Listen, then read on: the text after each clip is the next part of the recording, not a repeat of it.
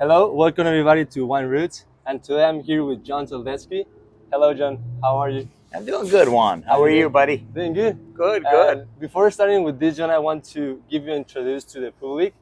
And I Okay. remember how we met. I remember you invited me to harvest some of your grapes here at Dry Yeah. Creek. And the first image that I have of you is I arrived 6 a.m. in the morning. All your crew start like showing up, ready to harvest. It was my first harvest, like Yeah. hand picking harvest, and you guys were really great, like teaching me everything, how to like harvest everything.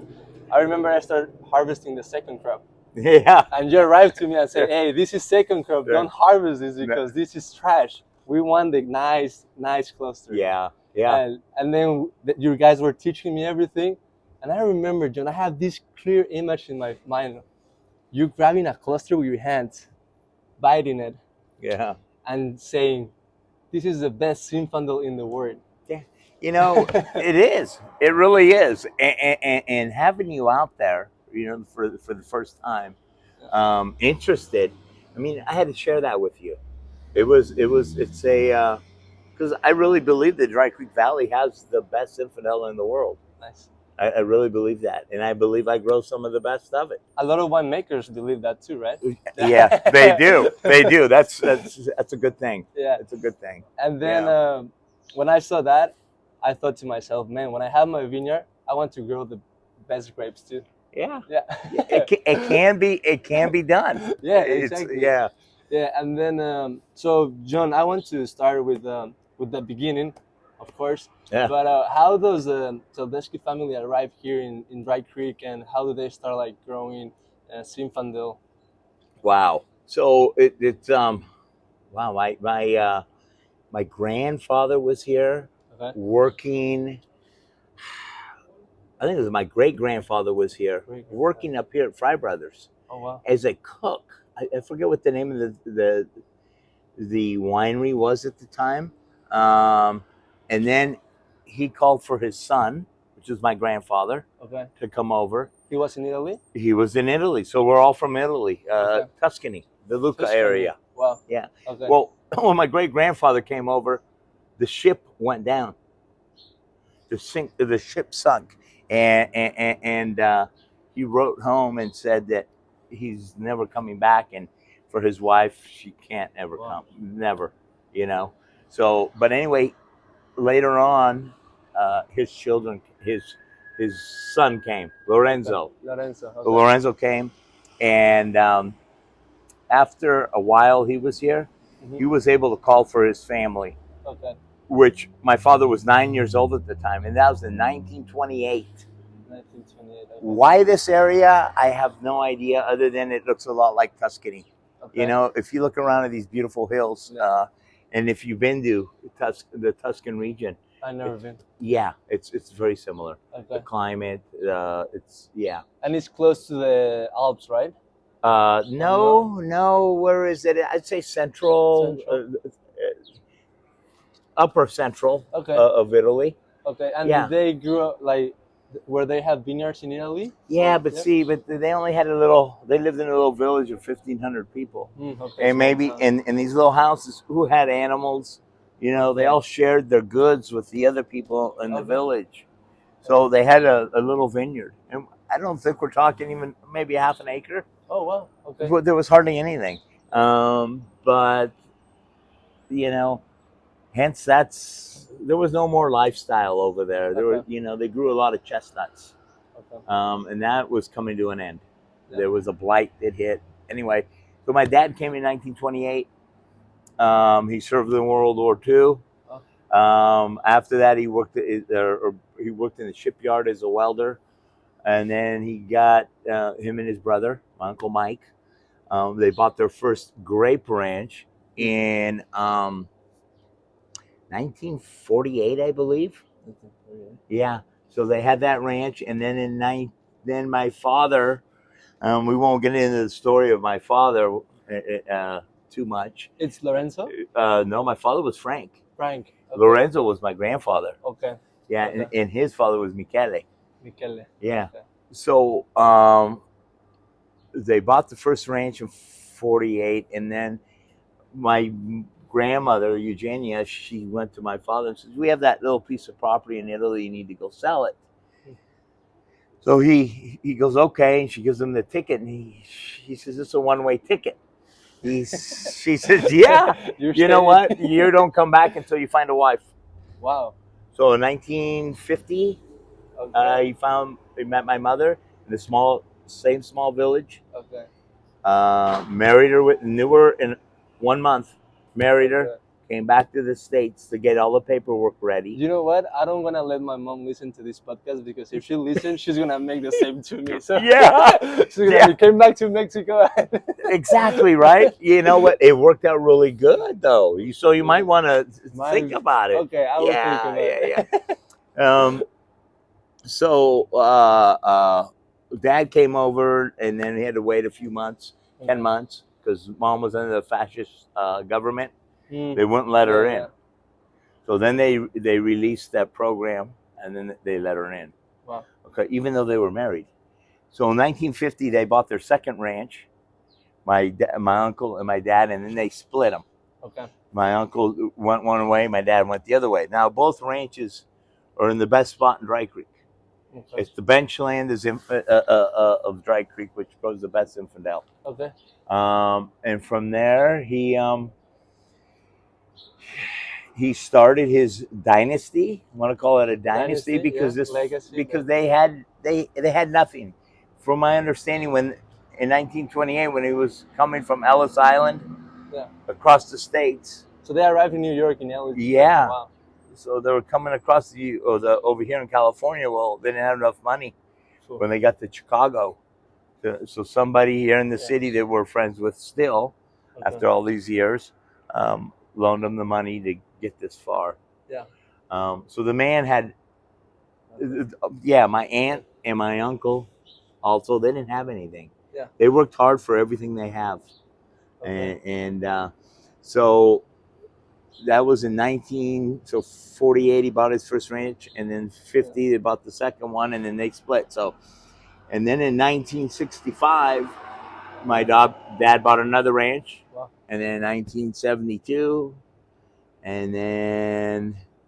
Did he go straight to doing vineyard management, to growing grapes, or? Yeah, just for himself, what he was growing himself. And we're talking about growing grapes for $15 a ton, $25 a ton at the time. Yeah. But he did a lot of the work himself in the vineyard, and my mother helped him. Oh wow, together. So yes. So I have two other siblings.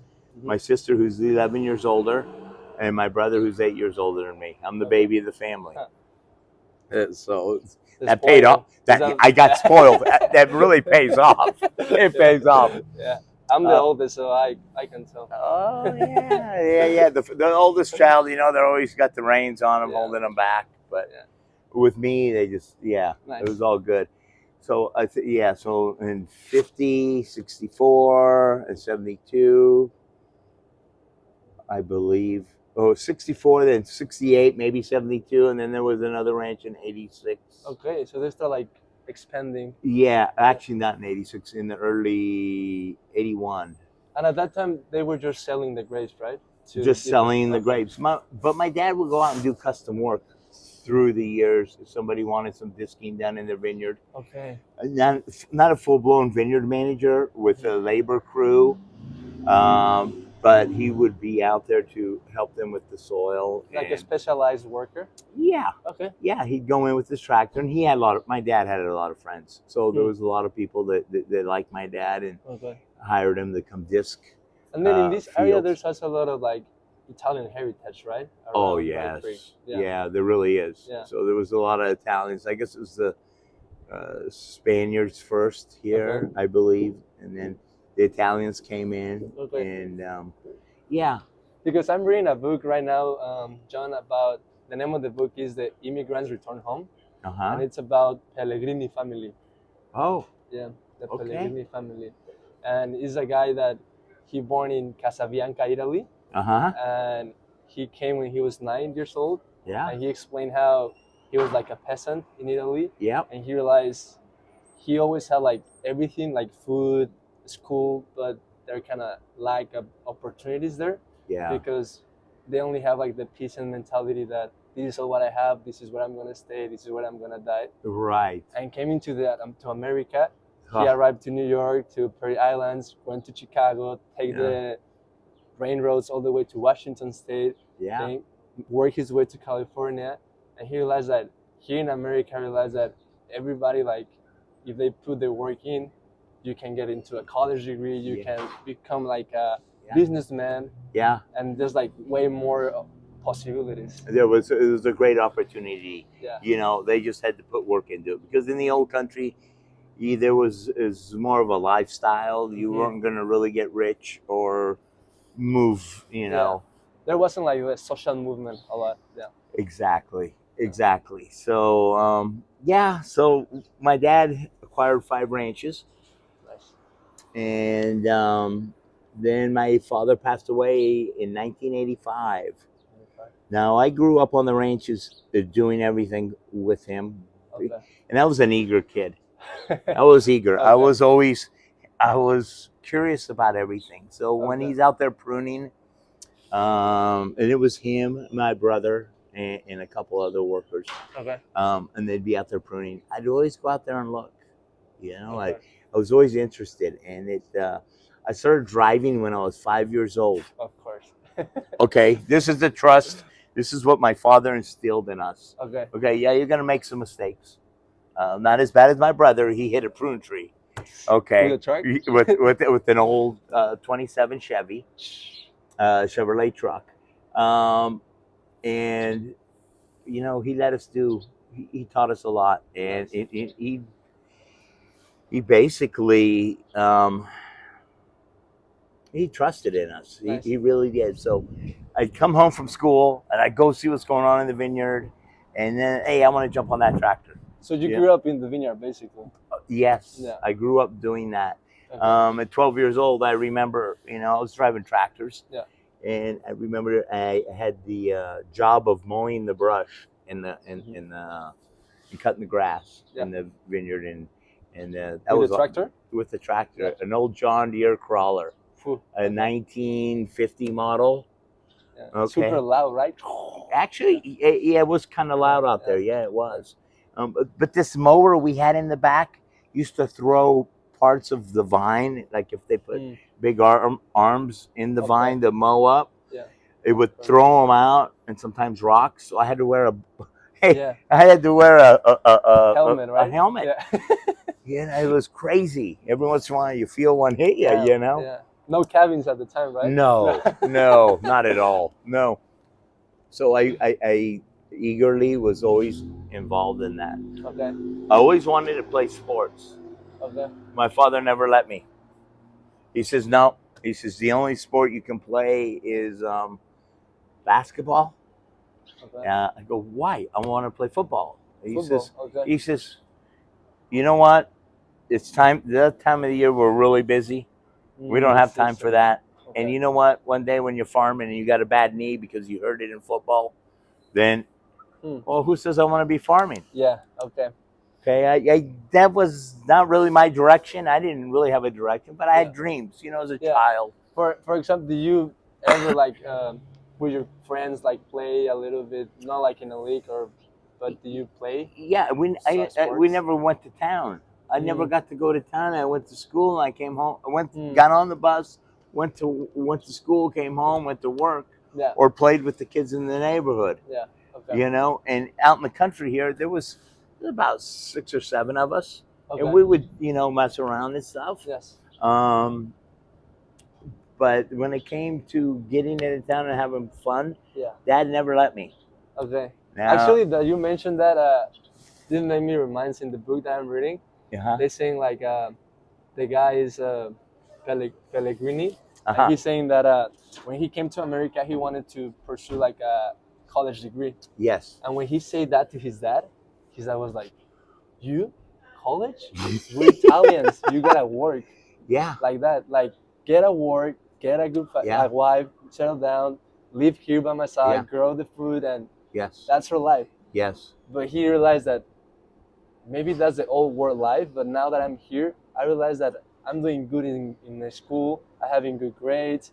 I'm doing track. I Yeah. know I'm fast. I Uh, can compete. So he said that yeah, I was born in Italy, but now I'm becoming American in my way of thinking, like think big and wanna be better yeah. than my family. Yeah. Yeah. I was always I was a little bit of a wild kid. I Okay. liked one of the neighbors had a go-kart. I just loved racing that go-kart. With a Anything, tractor. yeah, whatever it would. I wanted to be a race car driver, Wow. you know.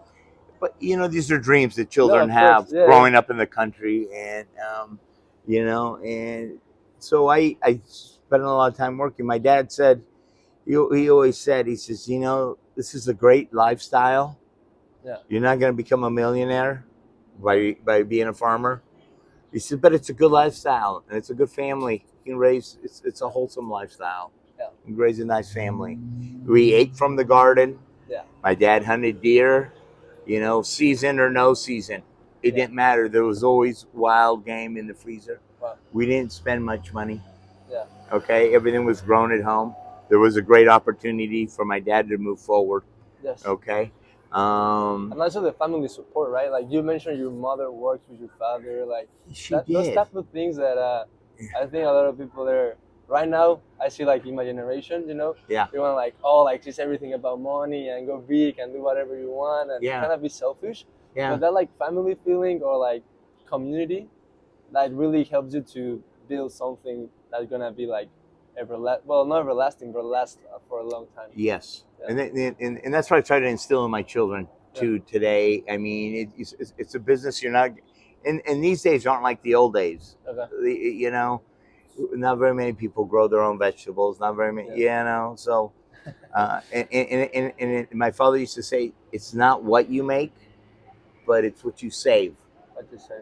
that counts at the end of the day. So yeah, you might only make $50 that day, but if you save 25 because you're not going out to eat, well, you just made $75 today, and that's big. It's huge. Yeah. I mean, so I instill that in my children. Nice. Try to save as much as you can. Eat I it. remember they were working that day. Yeah. Yeah. Oh I my remember. God. Yeah. You have the oldest is John, right? The oldest one is Lucas. Lucas. He was driving I think he drove the fruit to Jolgod, right? To the winery. No. He might have been out in the field. Well, Matthew was with us. Yeah. He was the leaf pulling. Quality control. Yeah. Yeah, he's just starting out. So starting out, you're in the gondola. Okay. You are pulling leaves. You're throwing rod out. You are learning the basics. Yeah. He was also practicing a little bit of Spanish, like no segunda. I heard him. Yeah. And he's a character. He's Nice. a character, and he still helps me to this day. Nice. We're moving along now, and he's driving tractors for me. Okay. And everything. And then I have a Sophia. She was in there at the time. I think where she was working for Coppola. Actually, she was working for what's the guy down on East Side Road? Pasalacqua? No, right next to Jay. Ooh, Rodney Strong. Rodney Strong. So she was working in the lab. Oh wow. Her interest is to make wine. Okay. And she's nice. She's headed that way. So you have three children.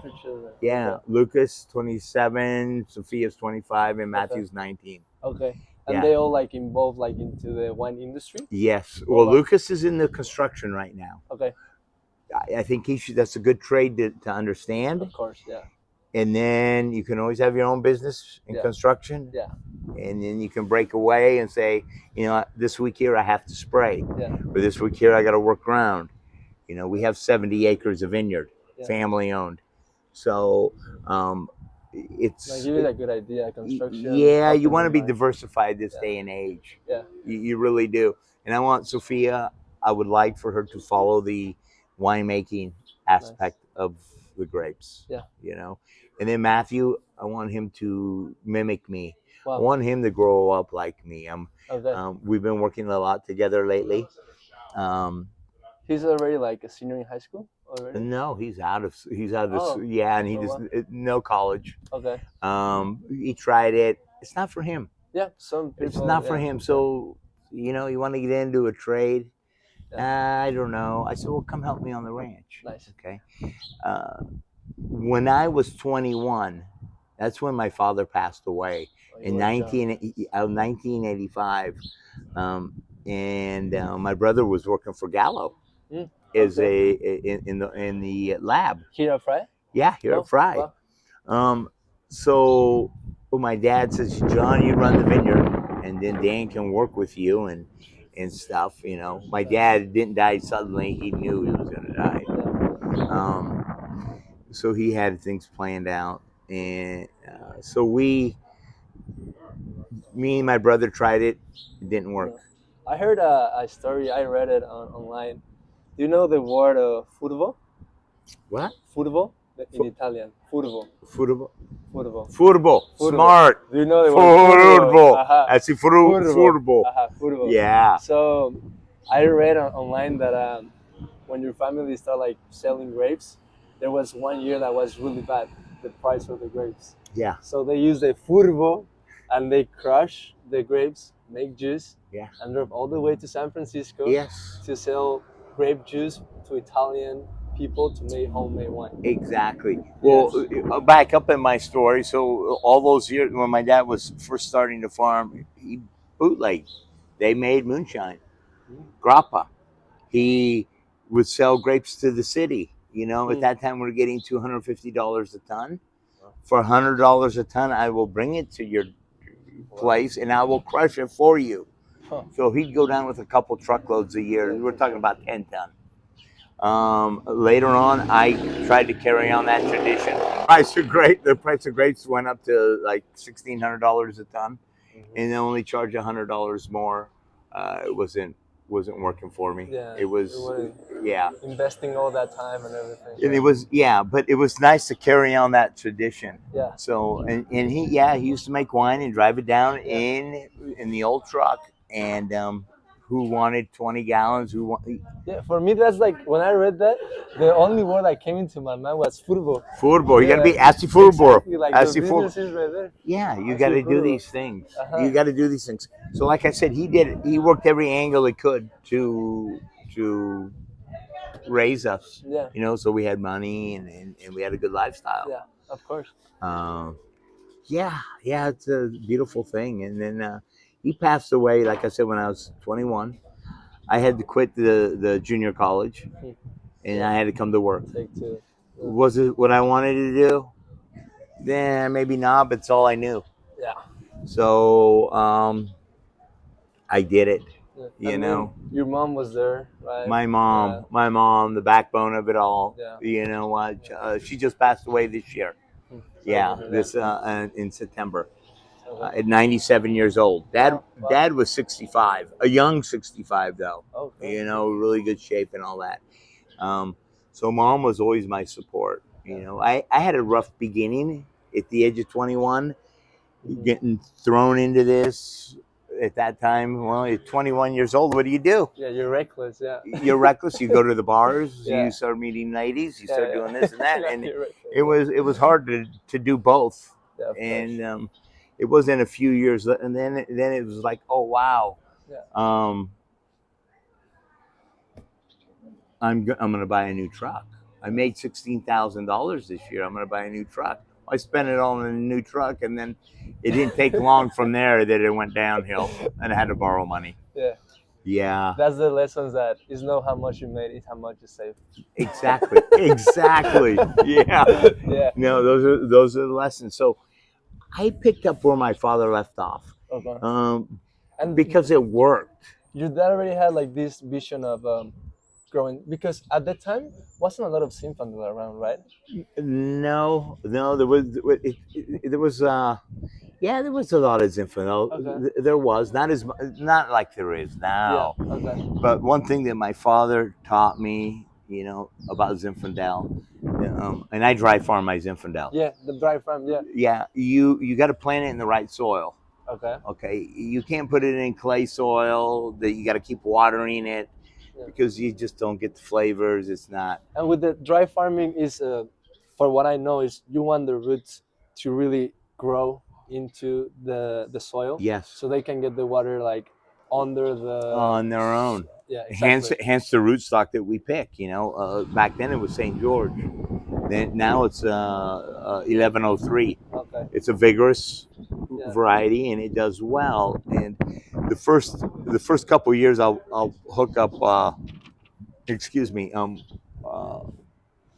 Hoses, Okay. and I'll water this young vineyard Yeah. overhead until the vine is able to be grafted, Okay.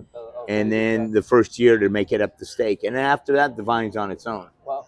I like that like philosophy of farming. I mean, I love like the grape growing thing because when I started working in the vineyards, I realized that vines need stress. Yeah. They need stress, and then I was talking to my dad about what I was learning, and my dad goes like, you also like young kids need stress. I want like young kids need challenges, need like stuff like hard like to build as a man. Yeah. I was like, you know what? I can see that. And then when I see like the dry farming, is like those roots are self-sufficient, resilient. Yes. So when you have like in big vineyards, like you have blocks that are 100 acres, pretty flat, and you're putting water, the root system doesn't go that deep. It doesn't go deep, and they're reliant on water. Yeah. And come July, I really don't want to be around watering them. I like to be on a trip somewhere. Okay. Okay. So okay, that's just smart. So yeah. So my vines only grow. Mother Nature and I work together. Okay. So I have so many spurs on an 8x8 block, so many spurs on a 6x9 block, so many spurs on a 8x10 block. And when you go to prune, the vine's talking to you. Okay, you need to understand what the vine's telling you. If you have a bunch of small canes and it's not growing very well, you're leaving too much wood.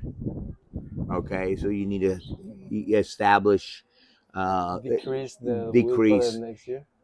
But being I've been doing this all my life, I already know what my soils are going to produce. So you're really good with estimates. Yeah. Okay. Yeah. Even though you don't have like everybody is different for you, because I mean it's not like it's all stacked, so I'm gonna do 2 buds per shot on 3 canes every vine, because every vine's different, right? Every vine's different. I like to, when we start off with the block, it's very important, the ripping, the preparing of the soil, and getting it perfect. Okay. And then you're in there pruning this thing, and it's telling you. I was just out there pruning yesterday, and I have a one block that has some. It's an XR block, XR rootstock, so it's dying off. So we have short spurs, not very many spurs per vine, maybe 5. Okay. Do you leave 1 spruce and 1 cane? No canes. No, these are head pruned. Okay. I like the head pruned. Okay. I get a better fruit. Okay. Yeah, it's and how many buds per spur? 2 buds per. Okay. Yeah. Also in that block, there is some St. George vines. Okay. And I've noticed over the years those vines are being pruned like the other ones, and I get these bull canes, big canes, and when the grape goes to set a crop, it blows up because it has too much vigor. Yeah. So I was out there putting more spurs on that vine. Yeah, so you can spread the energy around everything. Yes, yeah. So it talks to you. Yeah. The vine's talking to you. You got to understand. But you like all that knowledge that you have now only came with years. You can't teach it in a book. Exactly. Totally. It's a hands-on thing. It's a visual. It's a visual that you have to have with this. But also, I know people like, not in your crew, but when I was working in Napa with another crew, I have people that were working in the same ranch for 20 years. And when I asked them, like, do you know what type of grape it is? Nah, I don't know. Right. But it's like, I think it comes with time, but also when you're like willing and are curious to understand what's going on. Yes. Yeah. And I love that. I can now teaching my son and speaking to you also, and having you out in the field. And I would love to show you some of these places that I run and the challenges. Yeah. Certain if you areas. Need help pruning, I can help you, man. There we go. I like it. You're on. No, for real. Yeah. So it's a matter of understanding what's going on with that vine. Yeah. Okay, because the soil changes. You Yeah, know, you can in that go block, 50 yeah. vines and now it changes and you got this riverbed Mhm. that used to be there. Yeah. And so you treat it different. You want all your grape to mature at the same time in that field. You know, sometimes it's difficult. So you have to know the spur counts and you Okay. have to know that. And experience knowing the soil. Yeah. So right now, if we go to any block in your ranches, you have like a good estimate how many tons per acre is gonna be. Yeah, Yeah, nice. yeah, Nice. yeah. My old stuff, I have vines that are 115 years old, Wow. head pruned. I would get, let's just, I can get 3.5 ton to the acre to 7 ton to the acre in 1999. I got 7 ton to the acre off a 100-year-old vine at the time. Yeah, and that's the thing. Also, with dry creek farming, you have like the luxury to extend the longevity of the vines, right? 'Cause Yes. right now, what's your average like vines age? Well, right now, um, we did in the 70s. Um, when my brother went to college, he came back and he said, "Oh, we need to plant AXR1." So every year we planted an acre, 2 acres of AXR1 In the 70s. in the 70s. Okay. So a lot of those blocks have come out now because those rootstocks die. Ooh, That rootstock okay. died. So I'm in the process Rebuilding. of a new one here, the 1103, and it's working well. 1103. Okay. Will it go 115 years again? I don't know. We have lot more challenges these Okay. days. We have pests. Yeah. We have the blue-green sharpshooter that's Yeah. a menace. Yeah. Yeah. So you know, that block, I've got blocks that are not only 115 years old, 70 years old, Okay. 40 years old. Cool. I've got some that are 20 years old, and I've got some that I just planted. Yeah. And I planted in that ranch just like they were in the old days, 8 by 8 spacing, and I still cross cultivate Okay. and plow, not disc, it's plowing. Okay. So Just ripping a little bit. yeah, no, it goes down about the afar and it rolls the soil over upside down. So what Okay. happens? All that grass on top mulches Under the vine. under the soil, Okay. and then we usually get a rain in March, and then we roll it back, and Okay. there's no more weeds. Hmm. There's no more of that grass mulched into the soil, building the soil, Okay. and then we cross cultivate, and we work it deep, and we go close to the vine. I mean, close. We're talking inches down, about almost a foot. Yeah. Next to the vine to break all those roots. Wow. Who's your tractor driver? He has to be Hey, skillful, hey, right? I'm telling you, I'm pretty damn good. I gotta say. To do that, of course. Oh Yeah. my God, it's an art, and Yeah. I have these old D2s. Hmm. You know, the oldest one is a 1938 model, Hmm. and the newest one of those is a 1960 model. So you've And been that's what driving I those, use is okay. those things with an old plow that goes back to the 30s Yeah. It's almost and like 40s. yeah, like crafting everything. Yeah. So a lot of this stuff I do in the old-fashioned way because it's worked. And I know what I'm going to get from that vine. Okay. I know the soil. I'm very comfortable with Yeah. it. Nice. Yeah. I remember now that you say, John, about the sports and everything. I did play soccer in college. Oh, you did? Yeah, I did play soccer Oh, in wow. college. And after college, you know, as a student athlete, you don't have a lot to do now. So I started like running. And I ran a marathon last year. You Yeah, did. San Diego Marathon. But hear me out, hear me out. When I finished the marathon, I was super sore, super tired. But the only thing that I can compare that soreness and tiredness was after harvesting with you. Oh my gosh. After that day, Yeah. my back, Yeah. my legs, my shoulders, Oh yeah. it was like a whole workout. Your crew was like, I remember I didn't bring lunch. I said, you know what, it's gonna be 3 hours, easy money, whatever. Came here, your people like give me like, hey, there's tacos here, come join us. There's sodas, grab everything. Like a community. Like I really felt like warm and welcome. The group that I have come from Lodi, they've been with me for over 20 years. Yeah. We have a respect for each other and a family feeling with each other. Nice. They treat me with respect. I treat them with respect. Yeah. And and life is easy when they know the ranches. Yeah. And so it's when there's no stress for the workers, Yeah. no stress for the boss.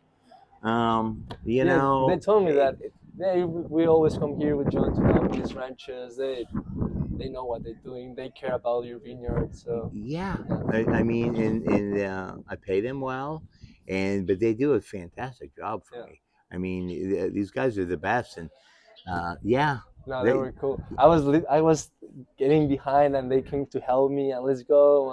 And yeah, yeah, it yeah, was great. But after that, after the marathon, I couldn't walk for like, well, I was walking, but like super short for 2 days. But with harvest with you, like I feel like my pain in the back like for a week.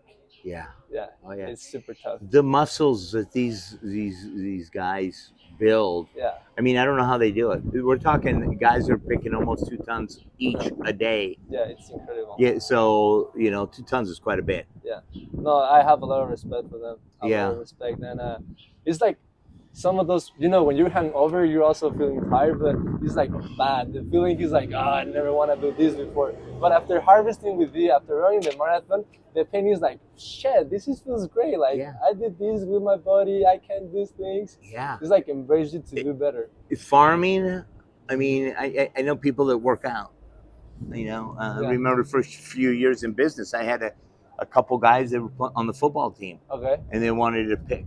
Huh. I broke them.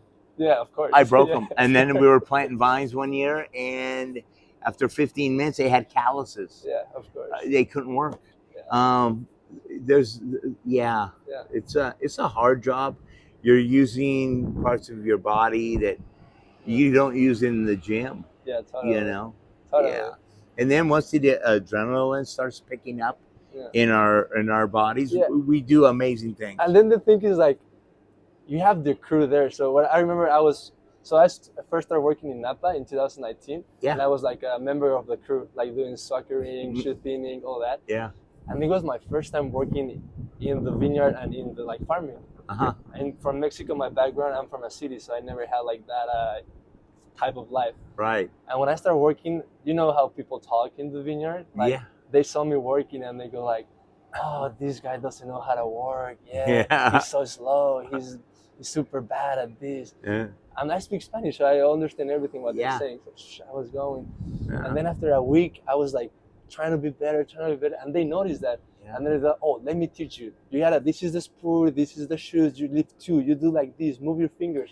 Yeah, they'll help. You Yeah. know what? They see that you're serious, Yeah. and they respect who's out there.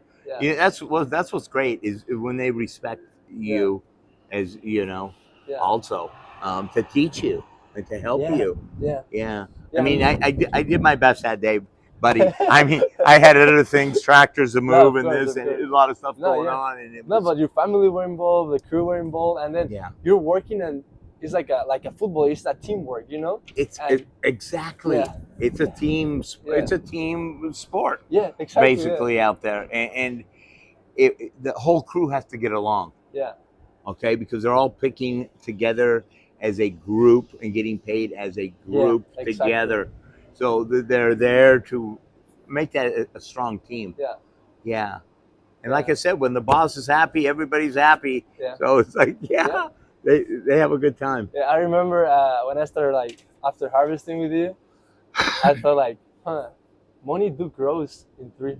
Yeah. You know that people say money don't grow on trees. No, money grows on trees. It grows on trees. Yeah. It's just we need to be able to sell that product and way better. It become into wine.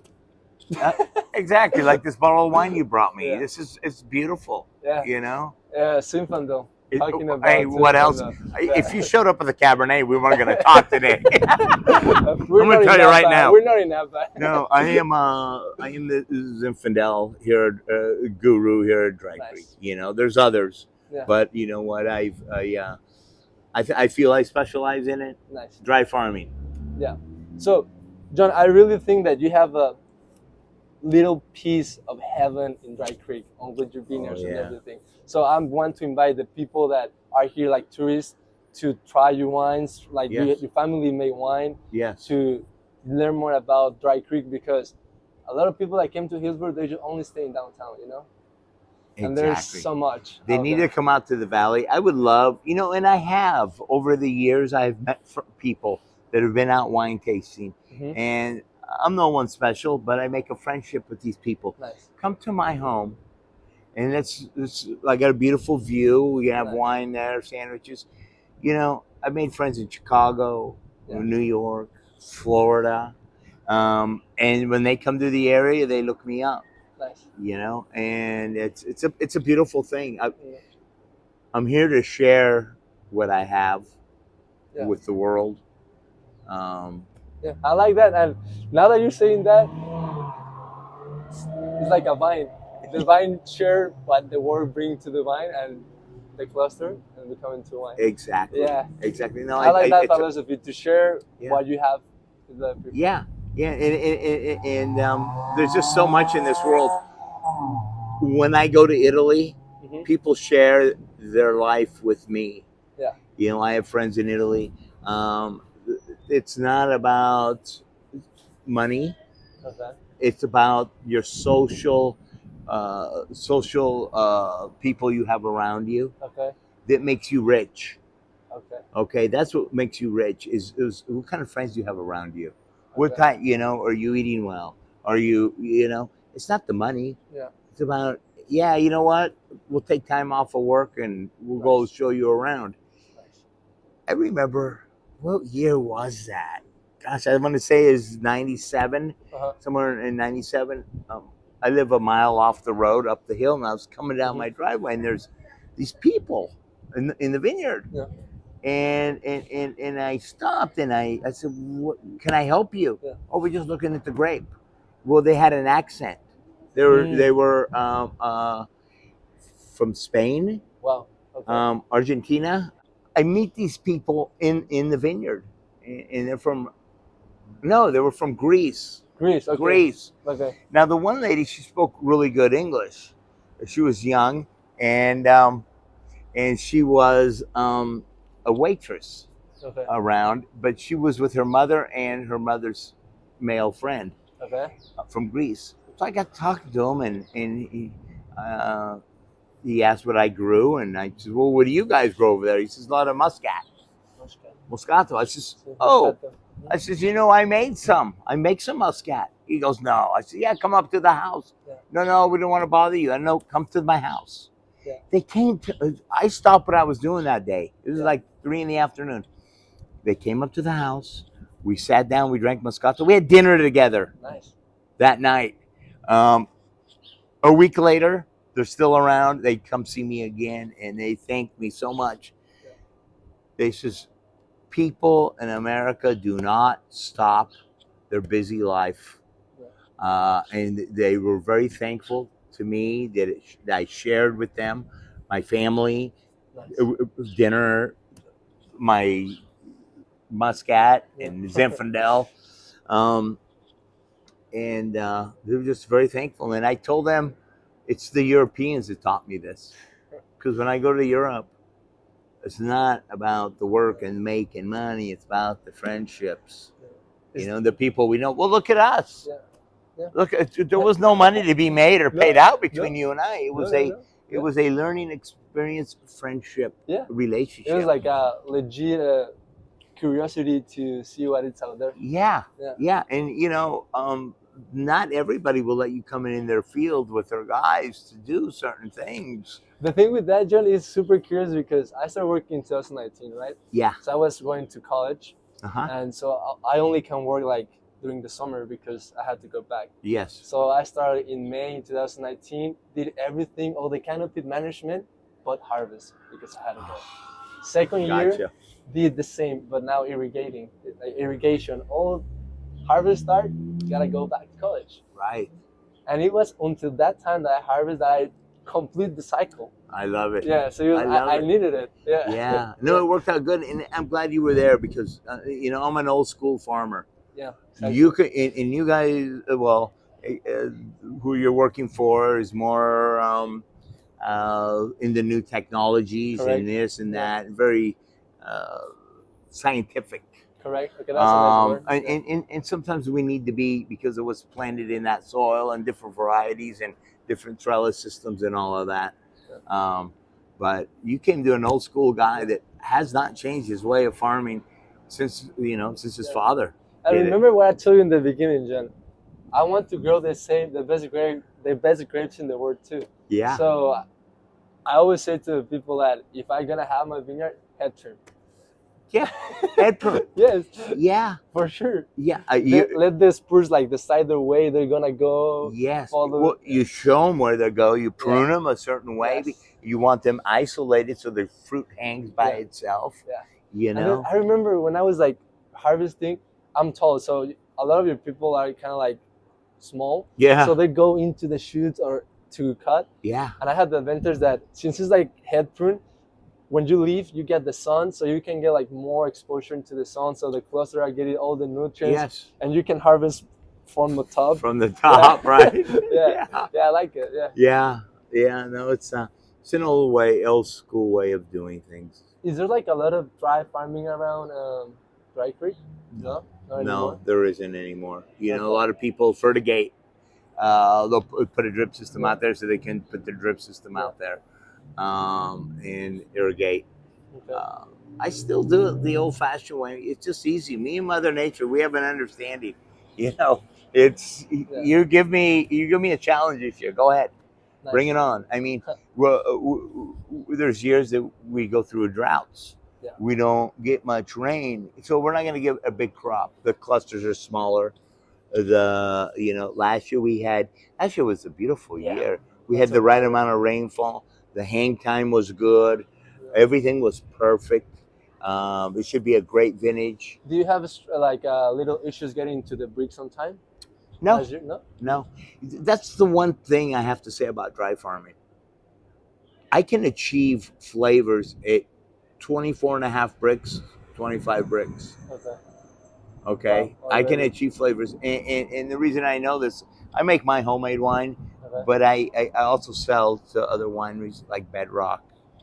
And I used to sell the Ravenswood, and now owned by Gallo, and they still are going to carry the label on. So that's a beautiful thing. And there's a certain standard. I